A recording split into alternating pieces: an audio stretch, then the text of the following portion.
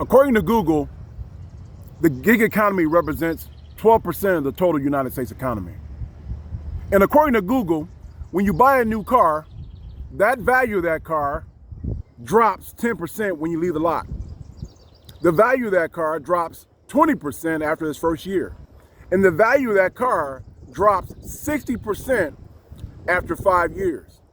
And according to Google, the stock market, specifically the S&P 500, has generated between 10 and 11% since its inception back in 1929. In this video, I'm going to describe to you guys, explain to you guys, and break it down how I took a liability and understanding the terms here. Liability is things that take money out of your pocket. Assets is things that put money in your pocket. In this video, I'm going to explain to you guys how I took my new car, which is a liability, and turned it into an asset using the gig economy. Stay tuned.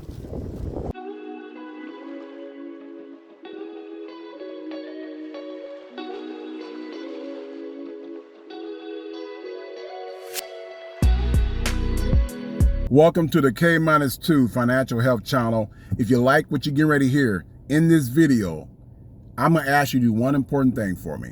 It's to share this information with someone you care and love. You think they can use this information to their advantage long term, and who knows, maybe you can too. Shout out to new subscribers, Juan Hernandez. Shout out to Kay Dennis. Shout out to Maya Jimir. Shout out to Shalom TV. Welcome to all you guys, all right? If you are new, again, you need to understand about me and this channel. I am debt-free. I went debt-free after paying off $40,000, and now I'm at a point where I can talk to you guys about my experience and how I'm building wealth and take you guys along the journey, and every now and then share tips and tricks with you guys along the way, all right? This channel is different because you come here to understand the I in you so you can tell your money what to do. In this video today, guys, I'm going to explain to you guys and break it down specifically in numbers so you can get a full understanding, okay, how I took my new 2023 Chevy Trailblazer and how I'm taking that liability. And understanding when you take a new car off a lot, it is a liability, all right? Now, I'm going to explain to you how I'm taking my liability and how I turn it into an asset, right? All right, let's break it down for you guys. Let's get to it. Value of this video is going to be for people out there who are struggling with their money, in debt, trying to figure a way out, trying to figure out options out there, thinking about side hustles, various side hustles, gig work and gig economy work. All right, understand that some people talk about gig work and they consider that a side hustle, for example. And you need to understand there's some misconceptions out there about the gig economy and gig work. And when I say gig work, gig economy, same thing, all right? You guys have heard of things like DoorDash, for example. All right, so let's break off into it. Let's get into it right now, specific numbers, so you guys can get a clear understanding of what I'm talking about. My new car I bought in 2023, I bought a Chevy Trailblazer. The value of that Chevy Trailblazer was $25,000, all right? And I bought it for $24,000. I went into the car lot with straight cash, homie. I had straight cash. I was able to negotiate. Because I had straight cash, I was able to negotiate $1,000 off the value of that car and bought it for $24,000. Okay? Now, I bought that in 23. In 22, for all year of 2022, I was doing gig economy work. I was doing various gig apps. What are gig apps again? Which is DoorDash. I was doing a little bit of DoorDash back in 22. I don't do it too much anymore. I was doing things like an app called Roadie, some obscure apps called Spark, which covers deliveries for Walmart and Sam's Club, some other obscure apps called GoPuff, which is delivery for a grocery store fulfillment app delivery. And so I was doing all those things in 22. Again, I don't do a lot of that anymore. I do just 2 right now. All right, so let's break it down in the numbers, how much I made in 22, how much I made in 23, how much I made last year in 24, how much I'm projected to make here in 25, and then how much I'm going to project to make in 2026. All right, let's break it down. All right, so what I made in 22 was $15,068.53. What I made in 2023 was $36,928.44. What I made in last year in 24 was a grand total of $41,225.08. What I'm projected to make, I've already made $16,483.07 this year. That's projected to be $34,000 in 2025. And let's project that out and a lower estimate for 2026, that my total of next year, 5-year total, will be $161,222.05. All right. Total made on my gig work. All right. Now, understanding that I have a full-time job, I'm not talking about that right now. This is just money on my gig work. Again, my full-time job is separate from this here. All right. I'm going to break down now what comes out of that. That's gross. I'm going to break down what comes out of that now that equals my net income out of my gig work. Okay. The first thing that we're going to subtract from that total is my car. Remember, I put in cash already for my car in 2023. All right, let's subtract that. Okay, let's subtract the registration fees, tag fees, insurances I pay every month for this particular vehicle to do gig work. All right, and remember, my gig work insurance, it's got to be full coverage plus, right? Because of my gig work and the business. In case, you know, something happens, either I hit someone hit me, I got to be protected, roadside service, rental coverage, so forth and so on. All right. All that per year times 5 years equals $15,000. That's going to be subtracted from the grand total.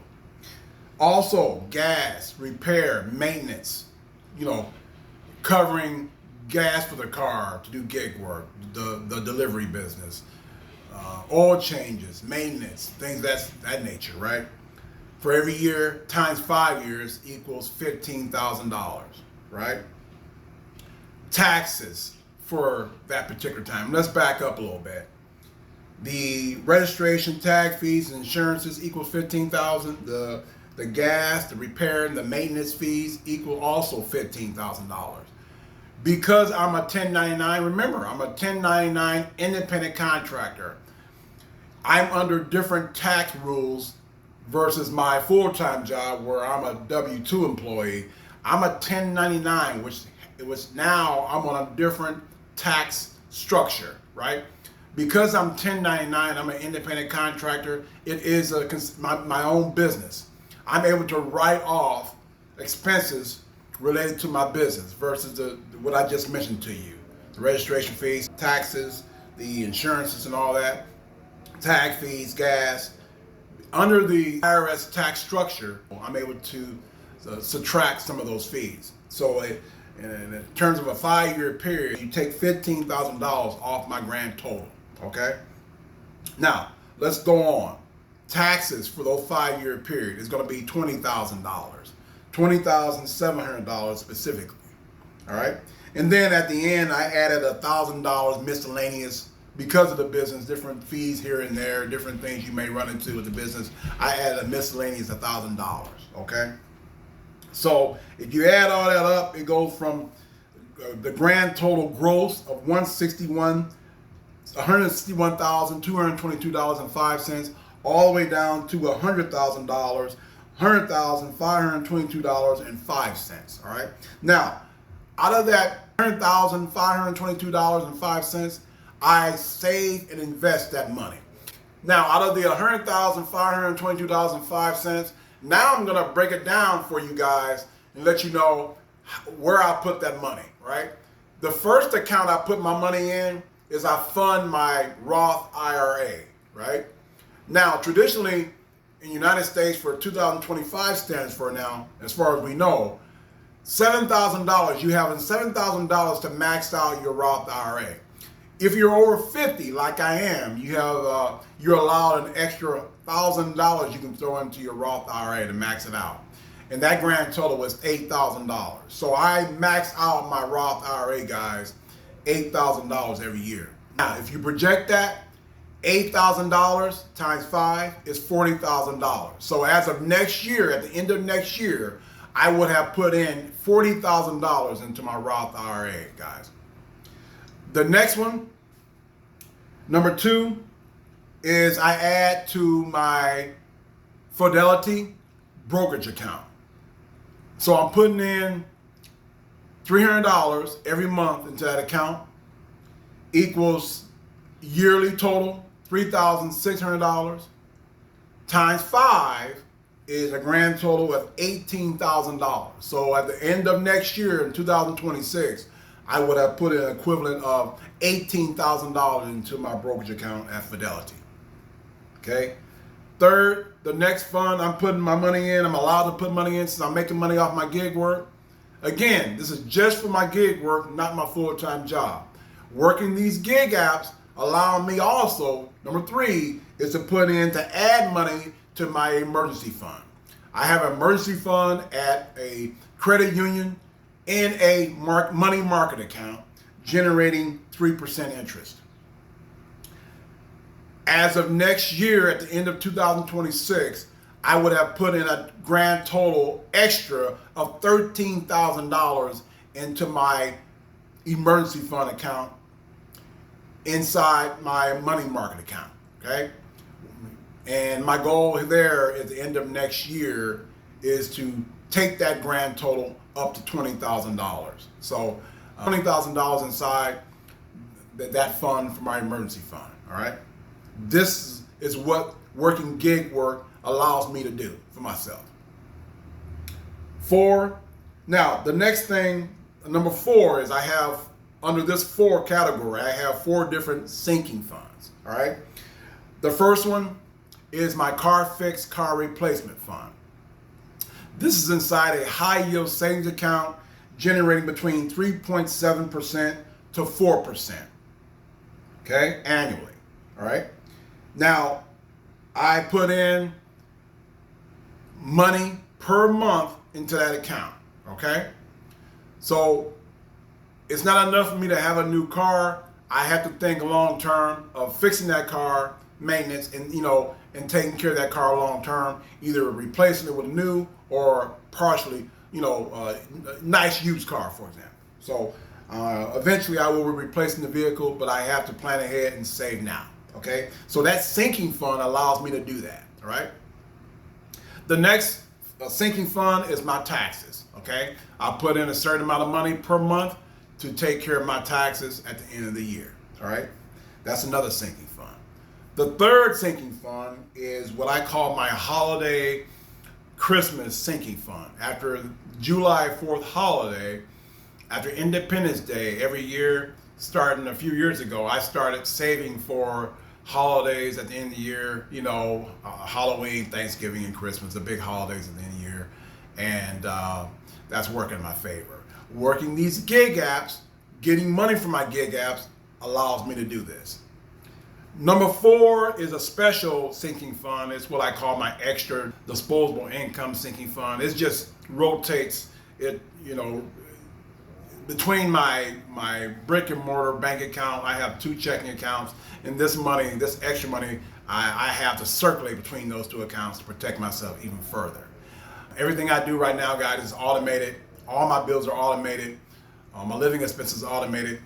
Money that goes to various accounts I just mentioned to you, everything is automated. So even though I have a savings account that protects me, I also have disposable income that circulates between my brick and mortar bank accounts, my 2 checking accounts, just extra money to protect myself even further, okay? All right, so that is how I use my new car, the liability of my new car, and I turn that liability into an asset by using the gig economy and using that money to disperse to various accounts, including assets, okay? Actual assets into the stock market. Now, I'm not your financial advisor, not telling you what to do. I'm not guaranteeing anything. Stock market is not guaranteed. Even though the stock market has generated between 10 and 11% interest on return since its inception, this is not to tell you that the stock market is guaranteed, all right?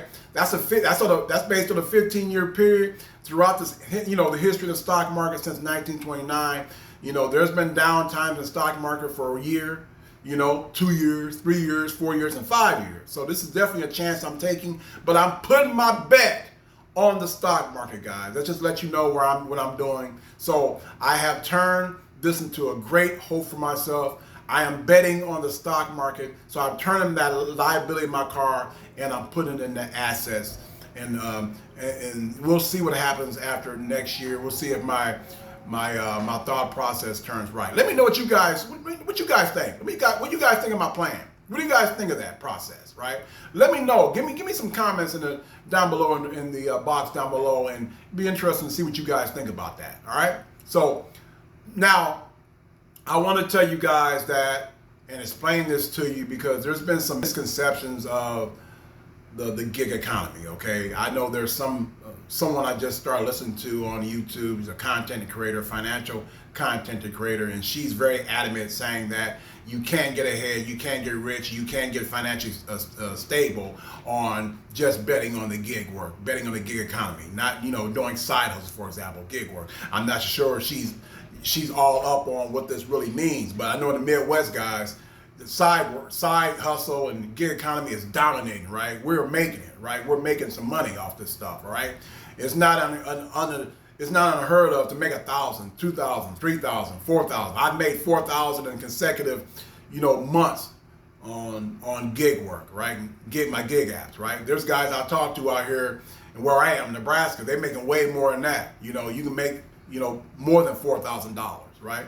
And again, this is not a guarantee, but it's what has happened. These are actual figures I'm telling you guys about. So there's misconceptions on can you get financially ahead on gig apps. And I'm here to tell you, I have. So I don't know what she's thinking, or she's off. She'll know she's got some misconceptions of the gig market, or she just don't know, right? And remember, guys, you can be good financially. You can be a millionaire, or you may in your particular field. You just don't know about how gig work works, right? And so I'm here to tell you. So anyway, that's how I've taken it and made this amount of money on gig work, not including my full-time job, okay? So if you're gonna go this route, if you guys are out there struggling and you're trying to figure out how to make it, if a side hustle is good for you, if the gig economy jobs, gig economy work apps are good for you, this just give you an example of what can happen, all right? Okay. Now, if you're gonna go this route, I have some disclaimers to give you guys, right? I want to end it like this here to let you guys know. If you're going to go this route, I got 6 things for you to make this work long term. Now, you can do it short term if you want, but that's another misconception that she tried to throw out there that, listen, this don't have to be short term. It can be long term. What is long term? More than a year, all right?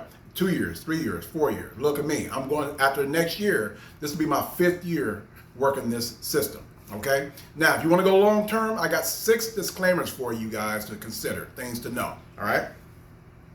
Number 1, it's my recommendation. Now this is what I did. I can't tell you what to do in your life, your financial life, but it's my thing, it's my viewpoint is to have a full-time job, right? Why? Because it's great. We're in the Midwest and we're loving it, right?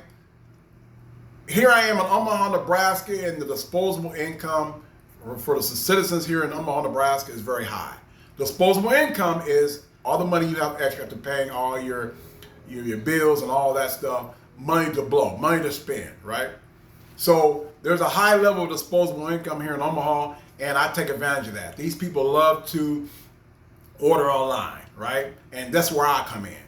They want stuff online, sitting on their couch, hitting a button, and they order from Walmart and Sam's Club. They need to have the stuff delivered to their house. That's where I come. Man, me being a logistic guy, being a route sales guy, driver guy for a long period of time, I know the ins and outs about the road, know the ins and outs about delivery, know the ins and outs about logistics. Here I am to deliver to them. So, but it's up and down. It's up and down. You may make $60 one night, next night you may make $200. One week you may make 50 or $350. The next month you may make $1,000. Next month you may make $3,000. The next month you may make only $500. It's up and down, up and down. Having a full-time job takes the pressure off you, okay? So you don't have to sit out there in traffic trying to do gig work, trying to deliver packages to someone's house, sitting there stressed out, trying, oh God, if I don't get this delivery made, I don't take this particular job, this delivery job. Oh, I'm not gonna be able to pay my light. I'm not gonna be able to pay my rent. I'm not gonna be able to put gas in my car. So you don't want that when you're out here doing delivery work on these gig apps, because it could cause other problems. It takes your mind off what you're focusing on. You take your mind off what you're focused on, it can cause an accident, or it can cause some kind of mishap that you don't need to have. Your mind needs to be focused on and at ease and at peace and doing your gig work. That's just my opinion. So it's just my opinion to have a full-time job, and that full-time job is going to give you this. It's going to give you peace and tranquility to go out and do your gig work. Again, it's not perfect, but you're having your full-time job is guaranteed money, and that's just my opinion. Number two, if managed correctly and done right, you have to understand this is a business. If done right, you're running like a business. You're not a W-2 employee anymore. You're 1099, okay? Now, Walmart and Sam's Club, for example. Remember the Spark app I told you guys about? Walmart and Sam's Club have an online overflow of orders that they need to get out to people, right? Now, they don't have the manpower to do it themselves. So they need to go out and get people like you and me as independent contractors, 1099 contractors, to deliver those packages, take those packages to the people, okay? Now, you are doing a service. You're giving the market your service, your car, your skills to the market. To what? Solve a problem, right? When you solve a problem, the marketplace will reward you. And that's what is happening here, guys. And that's considered a business, right? This is a business. It's a legitimate, independent contractor business. That's what you need to understand. Number three, you have to have this in you, all right? What does that mean? You have to have this driver knack in you, right? You have to be able to drive in traffic for all day, all night. You have to be able to manage yourself in traffic, dealing with rude people, right? Road rage people. You got to be able to deal with, the aggravations involved with that, right? The highs and lows with that, right? You got to keep your emotions in check. You got to have the stamina to do that, right? You got the stamina to go day and night, right? And that's very important. Not a lot of folks can do that. This is so the working the gig apps, working the delivery business and logistics and the gig app guys is not for everybody. I will say that. So, but you got to use strategy, thinking on your feet. What jobs to take? Do I take this job?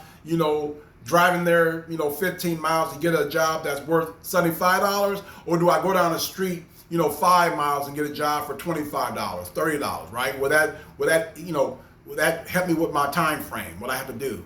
How much I got a time frame to work the gig apps throughout the particular night or a day. So you got to use all this strategy, right? So you got to have that. You got to have that within you, and it takes a special person to be able to do that.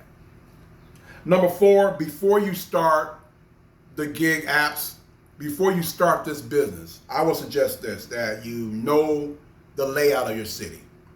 Know if it's a suburban style city where there's twisty roads, winding roads. Do you have a city like that? Or do you have a grid city? Like Omaha is a grid city. Most of the streets go straight up, straight down, north and south, or they go lagging, this way, east and west, for example, right? Chicago is another city like that for the most part. Minneapolis, for the most part, is like that. Des Moines, Denver got some of that. All right. So let's just give you guys an example. Kansas City got some of that, right? So some of your cities though are twisty, windy roads. They're not square, straight up, straight down. They're twisty, windy roads. You got to know your city.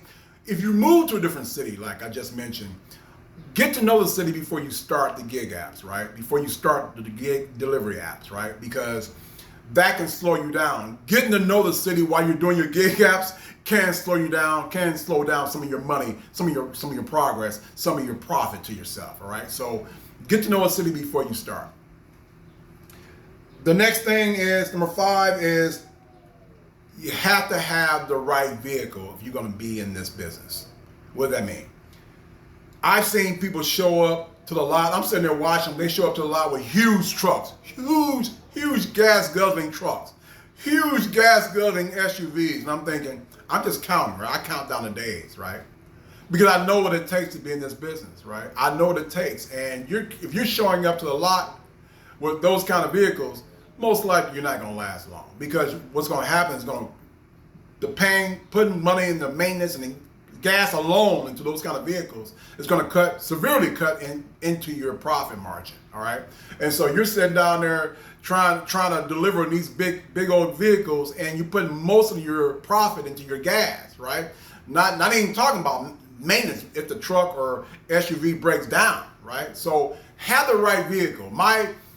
And not saying it has to be a new vehicle, it can be a nice used vehicle, but make sure you have the right vehicle. Cars, a small SUV. My small SUV is my 2023 Chevy Trailblazer. You know, it gets 29 miles per gallon in the city and 33, 34 miles per gallon on the highway, right? Not the best, but not the worst either. And so that benefits me. And so I'm protected in that way as well. And so have the right vehicle that gets good gas mileage, and don't show up to the lot with a huge. Now, if you have to, do what you gotta do. Maybe it's just short term for you. Maybe you're just making your money, making your loot, and you going from there. If it's short term. I'm speaking long term. That's not a good recipe for long term profit and long term success in this business. The last one, guys, number 6, is have the ability to think long term as far as your profit margin. Okay, as far as your success in this business. Be able to handle the ebbs and flows of the logistics of the gig work app economy business, right? Because you're dealing with, again, one week you're going to have a lot of success. The next week you may not have the success you had the previous week. Same thing for the month. And as a year, you have to be able to think long term. You may be going through a down cycle right now, and there are down cycles, guys, in the gig economy business. There are down cycles, okay? Things may pick up as you get toward the end of the year, or in the middle of the year, like we are right now, between, at the end of March and at the end of, for example, July. Things are gangbusters, right? It all depends on where you are across the United States as well. I can't speak for the coast, but if you're in the Midwest, things may be a little better for you, the better city for you. Not all cities are the same. Where I am here, it's rolling, but another city may not be as may not do as well what we do here. So you have to deal with the ebbs and flows. You got to understand the business when it comes to that. Okay, so again, some days maybe others you got to deal with people. You got to deal with getting deliveries to people. It's not always a perfect, easy process, right? And people tend to let's just put it this way: make things a little harder for you when you're out doing deliveries sometimes. Okay, all right. So if you guys have any questions for you, what I just talked about, with my process, you think about getting into this, you can ask me some questions. I can help you out with that. Also, if you have any questions on budgeting, for example, getting yourself to a platform to take care of your debt and putting you on a platform to build wealth, right? Remember, you can't build wealth unless you take care of the nagging debt collectors. You can't climb that mountain if you're dragged down by all this, right? If you have any questions on how I can help you, look, all my information is down below in the description box, my private email. You can get a hold of me. Also, I'd like to hear what you guys think what I just talked about. What are your thought process? You think it's the right thing for me to do? You think it's a good strategy? Let me know. Give me your opinion, okay? And I'll talk to you guys when I get a chance to, all right? You guys know I'm very busy. I work a full-time job and the gig work I just told you about, nights and weekends, and I got some side projects that I do at nights, late at night sometimes. So you can get a hold of me, be available for you. K-2s, we've come too far to give up who we are. So let's take it to another level, raise the bar. Only then can we toast to ancestor stars. Peace.